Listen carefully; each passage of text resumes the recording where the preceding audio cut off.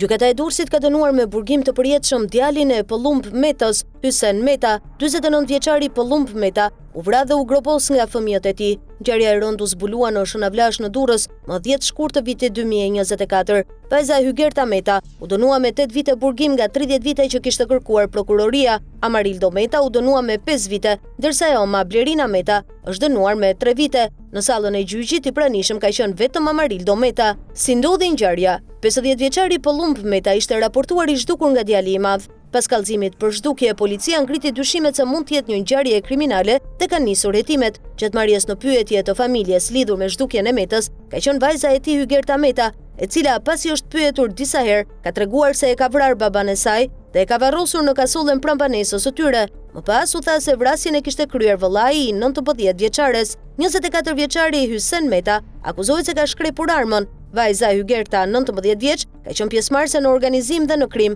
ndërsa djali tjetër 22 vjeçar akuzohet për fshehjen e kufomës.